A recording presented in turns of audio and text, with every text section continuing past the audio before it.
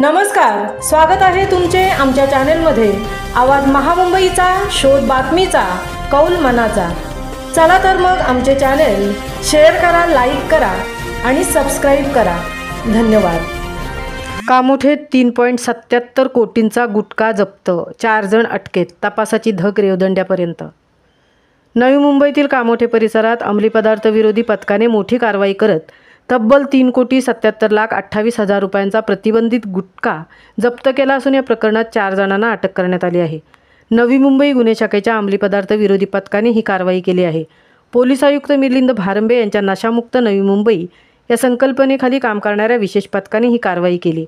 गुटख्याची तस्करी ही अत्यंत संघटित पद्धतीने सुरू असल्याचे उघड झाले असून मागणीप्रमाणे वितरणासाठी गुटखा साठवण्याची यंत्रणा उभारण्यात आली होती। कारवाईचा तपशील 21 जुलै रोजी कामोठे येथे सहाय्यक पोलीस आयुक्त अशोक राजपूत यांच्या मार्गदर्शनाखाली छापा टाकण्यात आला। त्यावेळी फरहान शेख राहणार कांदिवली मुंबई यांच्याकडून 22.40 लाख रुपयांचा गुटखा व कंटेनर जप्त करण्यात आला। पुढील चौकशीत गुटखा भिवंडी येथून आणला असल्याचे निष्पन्न झाले। यानंतर भिवंडीजवळील येवई गावाजवळील गोडाऊनवर छापा टाकण्यात आला। या ठिकाणी 4 कंटेनरमधून 3.54 कोटींचा गुटखा साठवलेला आढळून आला।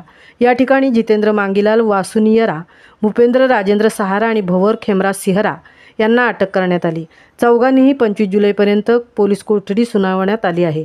एकूण कारवाईत जप्त मालमत्ता गुटखा 3.77 कोटी, कंटेनर 5 ही कारवाई वरिष्ठ पोलीस निरीक्षक संदीप निगडे यांच्या नेतृत्वाखाली पार पडली असून पुढील तपास सुरू आहे। रेवदंडा परिसरातही धागेदोरे। या गुटखा साखळीचे राज्यभर विस्तारलेले जाळे लक्षात घेता रायगड जिल्ह्यातील रेवदंडा परिसरातही अशा प्रकारच्या साठवणुकीचे किंवा पुरवठ्याचे धागेदोरे असल्याची शक्यता पोलिसांकडून वर्तवण्यात येत आहे। या अनुषंगाने रेवदंडा आणि परिसरात तपासाची मोहीम सुरू करण्यात आली असून स्थानिक पोलिसांनाही सतर्क करण्यात आले आहे। सध्या अटकेत असलेल्या आरोपींकडून अधिक माहिती मिळवण्याचा प्रयत्न सुरू असून राज्याच्या विविध भागातील आणखी आरोपी आणि गुटखा साखळी उघडकीस येण्याची शक्यता पोलीस सूत्रांनी व्यक्त केली आहे।